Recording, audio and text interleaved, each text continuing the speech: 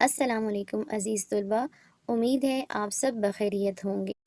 آج ہم اپنے پہلے سبق کا آغاز کریں گے جو رسولوں پر ایمان کے بارے میں ہے۔ میں آج آپ کو رسول کی لغوی اور اصطلاحی معنی بتاؤں گی اور ساتھ ہی ختم نبوت کے بارے میں پڑھیں گے۔ بچوں، رسول کے لغوی معنی پیغام دے کر بھیجا ہوا کے ہیں۔ اصطلاح میں اللہ تعالیٰ کی طرف سے بھیجے گئے ایسے برگزیدہ شخص کو کہتے ہیں جو اللہ تعالیٰ کا پیغام لوگوں تک پہنچائے۔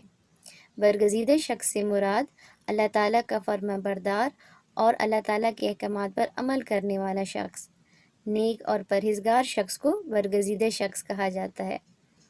اللہ تعالیٰ نے انسانوں کی ہدایت کے لیے کم و بیش 1,24,000 انبیاء اور رسولوں کو مبعوث فرمایا۔ مبعوث کا مطلب ہے وہ شخص جو کسی خاص مقصد کے لیے اس دنیا میں بھیجا گیا ہو۔ یہ سلسلہ حضرت آدم علیہ السلام سے شروع ہوا اور حضرت محمد صلی اللہ علیہ وآلہ وسلم پر ختم ہو گیا۔ ختم نبوت۔ ختم نبوت سے مراد ہے کہ حضور اکرم صلی اللہ علیہ وآلہ وسلم اللہ تعالیٰ کے آخری نبی ہیں۔ اب آپ صلی اللہ علیہ وآلہ وسلم کے بعد کوئی بھی نبی یا رسول نہیں آئے گا۔ حضور صلی اللہ علیہ وآلہ وسلم کی ختم نبوت کا ذکر قرآن مجید کی 100 سے زیادہ آیات میں ہے۔ اللہ تعالیٰ سورہ الاحزاب میں فرماتے ہیں، محمد صلی اللہ علیہ وآلہ وسلم تمہارے مردوں میں سے کسی کے والد نہیں ہیں بلکہ اللہ تعالیٰ کے رسول اور آخری نبی ہیں۔ امید ہے آج کا سبق سوال نمبر 1، رسول کے معنی کیا ہیں؟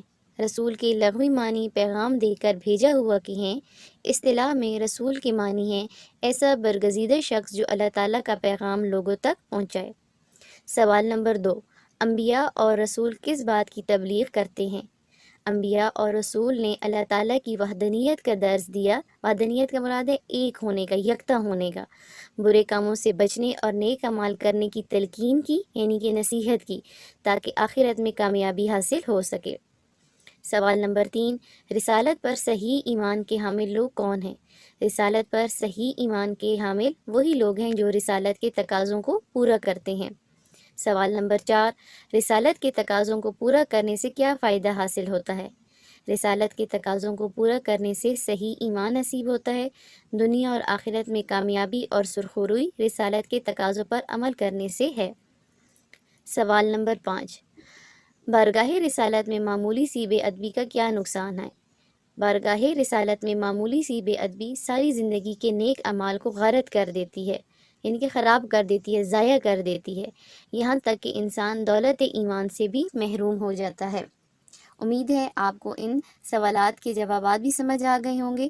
ان تمام سوالات کے جوابات کو اپنی نیٹ کاپیز پر لکھیے گا۔ اپنا خیال رکھیے گا۔ اللہ حافظ۔